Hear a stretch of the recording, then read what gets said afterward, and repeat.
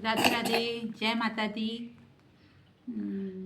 आज के ब्लॉग की शुरुआत में करने जा रही हूँ और एक महत्वपूर्ण टॉपिक के साथ में इसे ध्यान से और समझ के सुनना। हमारा बेटा भी है, बोलो राधे राधे। राधे राधे बोलो, हाथ जोड़ के बोलो। बोलो, हैंड ऐसे करिए। राधे राधे नहीं बोलना है, हेलो बोलना चाहिए ना बेटा। अभी बजे हैं सुबह के 8:50 हो चुके हैं, है ना। इंडिया में मॉर्निंग टाइम है। तो हमारा आज का महत्वपूर्ण बात ये है कि जो भारत में, बहुत गौर से सुनना क्योंकि ये बातें अपने को पूरे अपने भारत के लिए बहुत अच्छी चीज़ है कि हमें शुगर छोड़ना है, शक्कर छोड़ना है, क्योंकि हम मोटे भी हो जाते हैं, दुबले भी हो जाते हैं। यदि अगर शक्कर छोड़ेंगे तो दुबले जल्दी फर्क पड़ता है बॉडी पर, क्योंकि शुगर लेवल ज़्यादा होने पर ही शरीर फुला फुला दिखता है। अभी मेरा भी है, मैं भी मोटी हूँ। मैं भी अभी ग्रीन टी सिंपल पत्तों की पीती हूँ। और कहना चाहिए, आपसे भी कहती हूँ कि जो अपने घर में आम के, जामुन के और क्या बोलना चाहिए, अनार के, सहतूत के पत्ते हैं, उन्हें और मतलब जैसे तुरंत लाइए और तुरंत बनाइए, और उसमें अदरक और उसमें कहना चाहिए अपने हल्दी, चिमटी भर हल्दी डाल करके मस्त बढ़िया एक नंबर बनाइए, सुबह सुबह पीजिए। कभी ग्रीन टी पी लिए, कभी करेले का जूस पी लिए। एक ही करेले का जूस अपने पास में साधन नहीं भी है, मिक्सर नहीं है, तो अदरक कितनी छोटी सी रहती है, उससे किस लो और गुनगुने पानी के अंदर मस्त बढ़िया डाल करके, और उसे मतलब यानी सांस नहीं लेना है और वैसे ही पीना है। वैसे ही पी करके और बीच में थोड़ा सा पानी पी लो। तो क्या है, जो अपन यदि अगर खुशबू लेंगे, नाक से सूंघेंगे उससे करेले को, तो जीभ पर, टंग पर कड़ू स्वाद आएगा। और यदि अगर एक ही सांस में अपन करेले को पियेंगे तो कड़ू नहीं लगेगा, थोड़ा लगेगा पर कम लगेगा। और फट से पी करके बीच में थोड़ा सा गुनगुना पानी पी लिया, फिर और जो बचा है वो पी लिया। पर करेला होता है गरम। मैंने 2 दिन पिया, तीसरे दिन ग्रीन टी पी, और अभी आज मैंने सिंपल चाय पी है। फिर कल फिर मैं यदि अगर अच्छा लगेगा तो करेले का जूस पीऊँगी, क्योंकि करेला गर्म होता है तो घबराहट होने लग गई थी। और करेले से क्या है, हमारे जो शरीर के अंदर जो विषैले तत्व जो है, हमने जो 10 साल से 15 साल से 20 साल से जो हमने ये तेल का ऑयली खाना खाया है, ये खाया वो खाया, सब जो भी चीज़ें खाते हैं हम, पर हमारे शरीर को डिटॉक्सिफाई करना है यदि अगर, तो करेले का जूस है, कड़ू नीम की पत्तियाँ है। अभी मेरा विटामिन D3 कम आया है, तो उसमें मैंने क्या करी हूँ, विटामिन D3 की टैबलेट चालू करी है। 3 मंथ का कोर्स है। 1 महीने में 4 खाना है, 1 महीने में 4 रहने, हफ्ते की एक खाना है। क्योंकि बताया था मैंने पिछले वीडियो में कि मेरा विटामिन D3, हम धूप में ज़्यादा रहते नहीं थे, नीचे के फ्लोर में रहते थे और ऊपर जाना पड़ता था छत पर धूप लेने के लिए। इसके कारण कुछ शरीर में कमी हो गई है। अब आपको मैं ये बोल रही हूँ कि शक्कर छोड़ना है तो छोड़ना है। एक से अधिक लोगों को शेयर करो, शक्कर छोड़ना ही है। यदि अगर हमें स्वस्थ रहना है हमारे जीवन में, तो शक्कर को छोड़ना पड़ेगा। शक्कर, शुगर बोल दीजिए।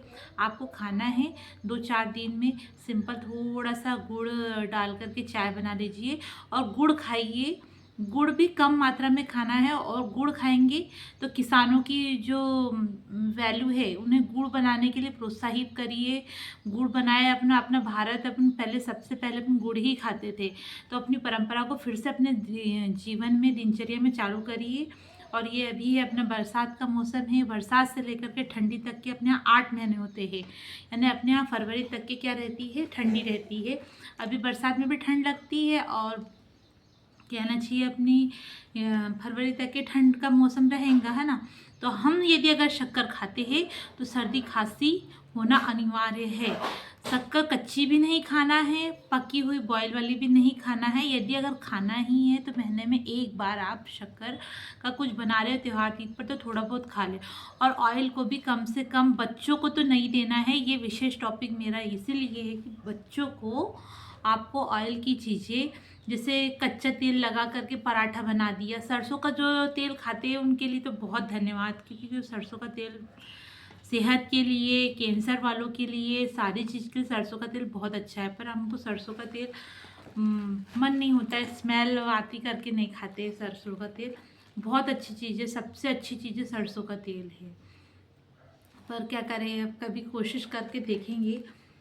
और क्या कहना चाहिए, आपसे मेरी विनम्र प्रार्थना है कि आप शक्कर को छोड़िए। 8 महीने आपको शक्कर का उपयोग नहीं करना है। गर्मी के टाइम में खा लिए तो कोई बात नहीं है, पर और यदि अगर आप जितना हो सके शक्कर को अवॉइड करें। अपने पूरे भारत के लिए है कि अपने को शक्कर से शुगर होती है।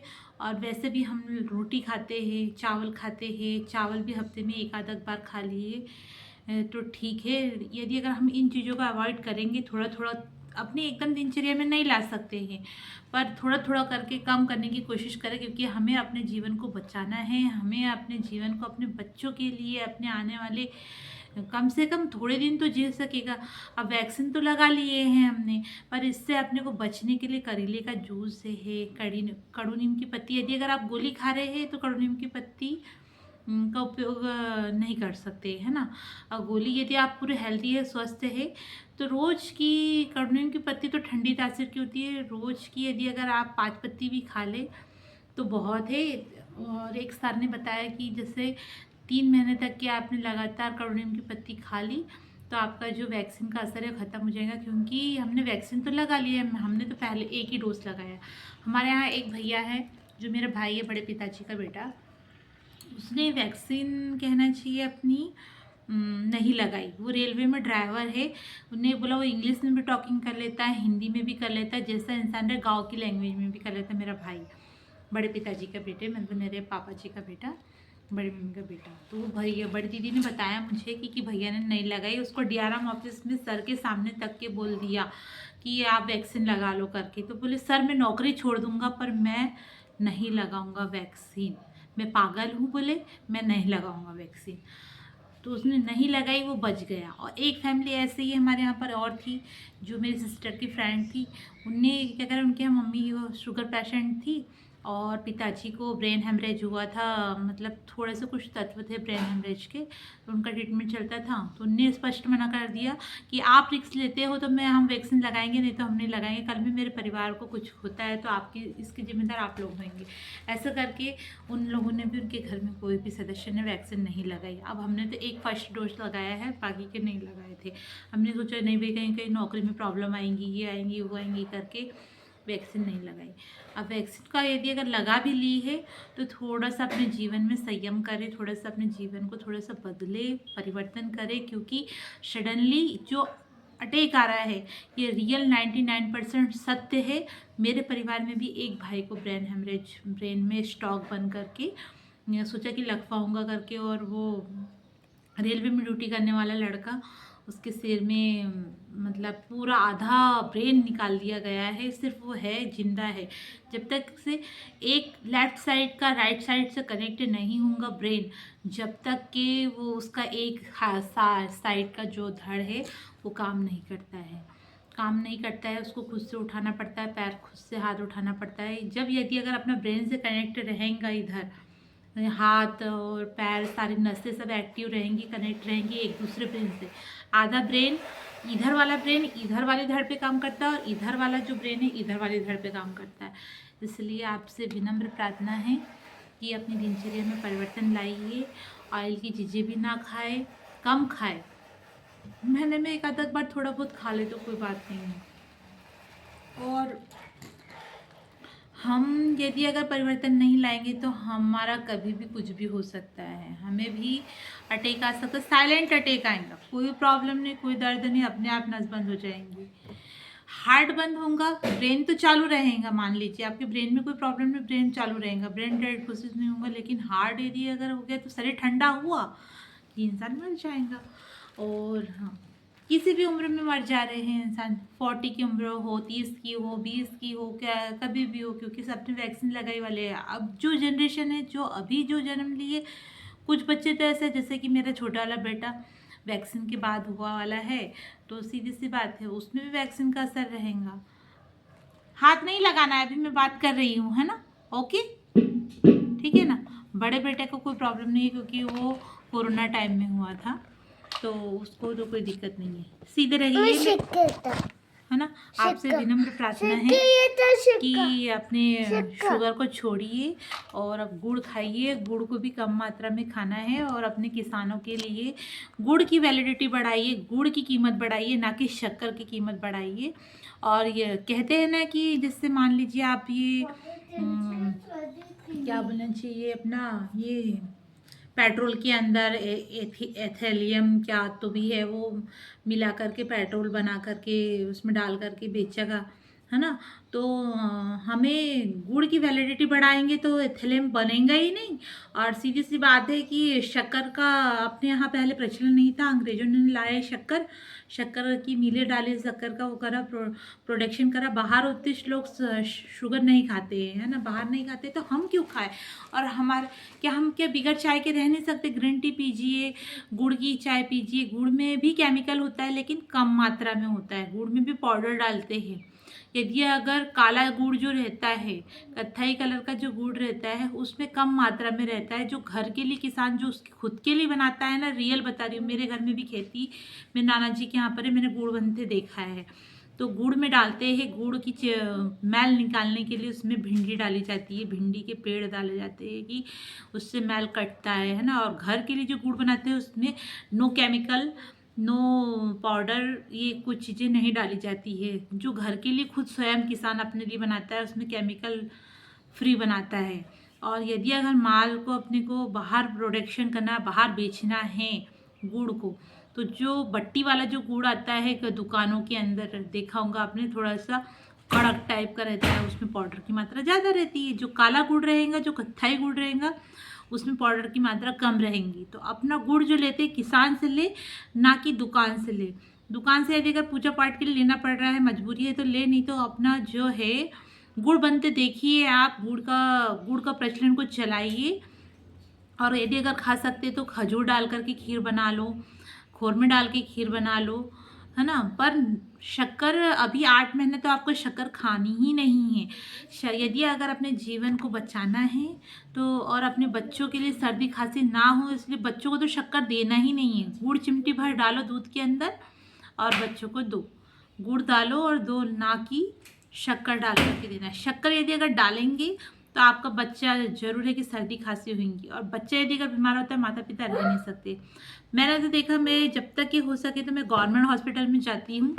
गवर्नमेंट हॉस्पिटल जा कर के मस्त बढ़िया 10 रुपये की पर्ची बनाओ और वहाँ पर एंटीबायोटिक भी दी जाती है। यदि अगर किसी बच्चे को निमोनिया भी हुआ है तो वो एंटीबायोटिक देना तो नहीं चाहिए, एंटीबायोटिक भी, पर मजबूरी रहती है कि अपना बच्चा स्वस्थ हो जाए करके अपना एंटीबायोटिक देते हैं।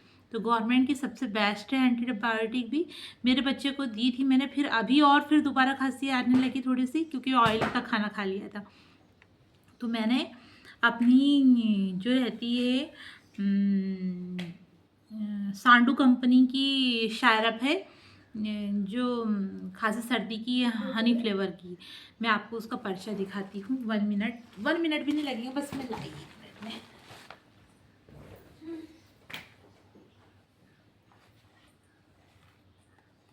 ये देखिए, ये सांडू कंपनी की सायरप है। मेरे बच्चे को बहुत ज़्यादा खांसी, मैंने भी गरम खा लिया था। इस पे लिखा है कफ सिरप हुपीन करके लिखा है। ये देखिए, इसको मैं सीधा करके कैसे बताऊं, ऐसे भी सीधे दिखेंगे। सांडू कंपनी की हनी फ्लेवर की दे दीजिए, तो बराबर ये इसका स्क्रीनशॉट खींच लीजिए आप लोग। मस्त बढ़िया 1 नंबर मिल जाएंगी ये दवाई। और कहना चाहिए, मैंने अजवाइन का पानी पीती थी जब ये छोटा था तब, और एक बार में वो 50 बार खांसने लग गया था। मैंने भी गरम खाया, उसको भी गरम छाती में सरसों का तेल वेल लगा दिया था, तो सब एक बार में 50 बार खांस रहा था, यानी रुक ही नहीं रही थी उसकी खांसी। तो हमारे सबसे अच्छे डॉक्टर है यहाँ से कम कितने किलोमीटर, 40-45 किलोमीटर सर का क्लिनिक रहता है। कहाँ पर, एमपी में टिमुरनी डॉक्टर करके बोलते हैं, उनका बैतूल में घर है, पर बैतूल में नहीं देखते, वो गांव में उनका क्लिनिक है, वहाँ जाते हैं। मैं कहती हूँ कि जो इंसान जो बच्चे को 30,000 रुपये 40,000 रुपये दे करके कहाँ पर हॉस्पिटल में आप जा कर के करोगे ठीक, उसकी अपेक्षा सर के पास एक बार जाइए, 1,000 रुपये में 600-700 रुपये में इलाज हो जाता है। जब मजबूरी बनती है तब हम जाते हैं डॉक्टर सर के पास में, वहाँ पर क्लिनिक पर उनके यहाँ, और नहीं तो हम गवर्नमेंट हॉस्पिटल की दवाई दे करके भी बच्चों को ठीक कर सकते हैं। पर गवर्नमेंट हॉस्पिटल के एंटीबायोटिक देती हूँ मैं, ना कि खांसी की जो दवाई है गवर्नमेंट हॉस्पिटल की मैं नहीं देती हूँ, क्योंकि मैंने खुद ने भी वो खांसी की दवाई पी थी तो उससे ज़्यादा खांसी आने लगी थी। तो एंटीबायोटिक जो रहती है 2 प्रकार की, एक रहती है पानी डाल करके बनाने वाली एंटीबायोटिक, और एक रहती है सिंपल। रखी है मेरे पास में, मैं आपको दिखाऊंगी अगले वीडियो में, पर अभी जा कर के लाना पड़ेगा, करके नहीं ला रही हूँ। पर आपसे मेरा रिक्वेस्ट है कि सबसे पहले बच्चों को गवर्नमेंट हॉस्पिटल में दिखाएं। और ये वाली है, और एक आती है तुलसी सायरप करके। छोटे बच्चों को तो अपने को डॉक्टर पास ले जाना पड़ता है, पर बड़े बच्चे जो थोड़े बड़े हो जाते हैं, मेरा बेटा 3 साल का हो गया, 3 साल चौथे साल में लग गया है, तो मैं अब ज़्यादा क्लिनिक जाने का नहीं सोचती हूँ। ये अपनी सबसे अच्छी दवाई ये है, और एक तुलसी सायरप है। तुलसी सायरप भी बोलेंगे 60 रुपये की आती है, और इसका रेट तो 130 रुपये है शायद, मुझे, हाँ 130 रुपये है। पर बच्चे को मैंने ज़्यादा नहीं दिया, मैंने खांसी आने दी, 2 बार दिए रात के समय में, थोड़ी सी कम, मतलब छोटा, ये 6 महीने के ऊपर के बच्चों को दे सकते हैं। 6 महीने से ऊपर के बच्चे को, जिससे 6 महीने से ऊपर हुआ बच्चा, तो 1 ml 2 ml दे दो, 2 ml बहुत है ना। फिर यदि अगर 1 साल का हुआ तो भी 2 ml ठीक है, और ज़्यादा नहीं देना है, 2-3 बार दे के देखो। और बच्चों को खाना जो है गरम खाना भी नहीं खिलाना है, गरम वाला गुनगुना खाना खिला दो, गुनगुना चलेगा और थोड़ा ठंडा भी चल जाएगा। हाँ, और बच्चे को गुनगुना पानी से भी थोड़ा सा हल्का सा रूम टेम्परेचर पानी अपन पिलाएंगे बच्चे को। बच्चे की खांसी सूखी नहीं आना चाहिए, सूखी ना आए इसके लिए आपको गुनगुना पानी से भी थोड़ा ठंडा पानी पिलाना है, तो बच्चे को खड़खड़ वाली खांसी आएगी। और खड़खड़ वाली यदि अगर खांसी आ रही है, बच्चा अपने आप ठीक हो जाएगा। और यदि अगर बच्चे को ज़्यादा परेशानी है तो आपको गले पर सरसों का तेल लगा दिए, सडनली आराम मिलेगा सरसों का तेल लगाने से। सरसों का लहसुन वाला तेल मस्त बढ़िया 1 नंबर लगाओ गले पर, छाती पर, पीठ पर, और रात में लगा करके सुलाइए। बच्चे को जितनी भी खांसी आ रही है ना, कम हो जाएगी। और कहते दूध से भी कफ बनता है, पर दूध में हल्दी और थोड़ा सा चिमटी भर गुड़ डाल करके, क्योंकि बच्चों को खाएंगा नहीं तो सोएंगा कहाँ से, खाना भी तो ज़रूरी है ना बच्चों का। इसलिए बड़े भी और बच्चे भी शक्कर ना खाए, 8 महीने तो नहीं खाना चाहिए। मैं तो नहीं खाती, मेरे घर में एक गुड़ की बट्टी ला के रख ली, और मस्त बढ़िया 1 नंबर जा कर के मैंने गुड़ देती हूँ। सायरप कितनी देंगे आप, सायरप भी कितनी देंगे। और मस्त बढ़िया चाय बना लो, काली वाली चाय अपने लिए जो बनाते हैं वो चाय बनाइए, अदरक तुलसी डाल करके, अजवाइन डाल करके, सब चीज़ें गर्म रहती है ये, तो क्या करेंगे अपन तो कड़क चाय पी लेंगे, पर बच्चों को देना है यदि अगर, तो थोड़ा बॉयल वाला पानी उसमें मिला करके, और बच्चों को चाय गुनगुनी देना है, ना कि गर्म। गुनगुनी चाय देंगे तो देखिए आप कैसे आराम लगता है बच्चों को। थोड़ी बहुत खांसी आए नॉर्मल है, रात के टाइम में ज़्यादा खांसी आने लगती है बच्चों को, क्योंकि ठंडा माहौल रहता है ना। तो मैंने मेरे बच्चों को तो 2-3 बार दी ये वाली दवाई, शांडू कंपनी की हनी फ्लेवर की दवाई है, और 1 नंबर है दवाई, और एक तुलसी सायरप है।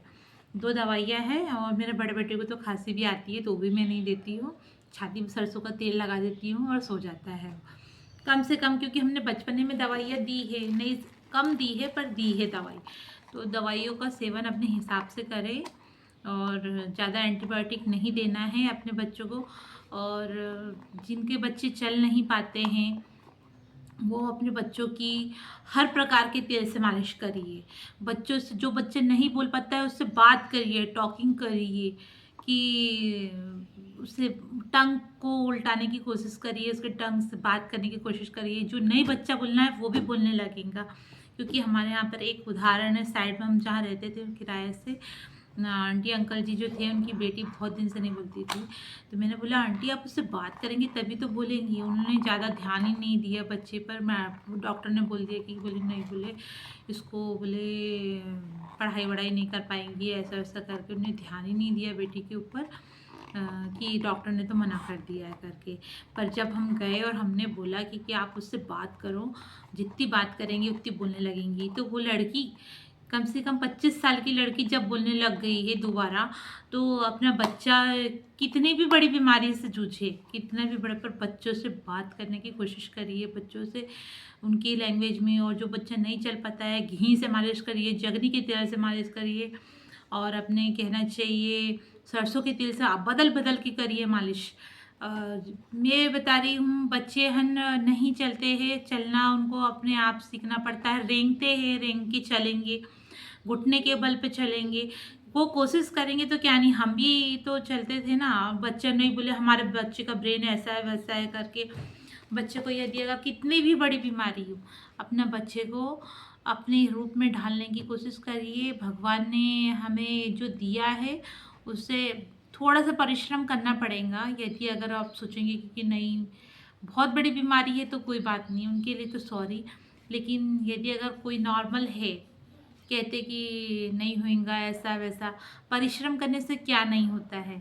आप थक गए हो, मानते कि थक जाता है इंसान, लेकिन थक कर फिर उठना है और फिर अपने बच्चे के लिए कोशिश करना है। कुछ नहीं, अपने पैरों पे खड़ा हो जाए बच्चा, अपनी बातें करने लग जाए, अपनी बातों को शेयर करने लग जाए। सब अपनी किस्मत लेकर के आते हैं, ऐसा कुछ नहीं है। नहीं, जिसके हाथ पैर नहीं रहते हैं वो भी जीवन में कुछ करके बन जाता है। ऐसा कोई ज़रूरी नहीं है। जो हमें भगवान ने दिया है, अब गलती तो हो जाती है, पर उसके लिए हमें तो अपने बच्चों को सुधारना तो पड़ेगा ही ना। इसलिए आज के लिए नमस्कार और प्रणाम, सत श्री अकाल। और जो भी यदि अगर गलती हो, त्रुटि हो, तो उसके लिए क्षमा करना। मेरा मन था बताने का तो बता दिया मैंने। और आपसे विनम्र प्रार्थना है कि शक्कर को छोड़ दीजिए, अपने पूरे सभी लोगों को समझाइए। मैंने मेरे साइड वाली बेटी को मैंने बोला कि बेटा, वो बोलने लगी मुझे। मैं आपको अगले वीडियो में बताती हूँ। ये वीडियो 22 मिनट का हो चुका है, इसलिए नेक्स्ट वीडियो बनाती हूँ, उसमें आपको मैं ये बात एक शेयर करती हूँ दूसरी बात।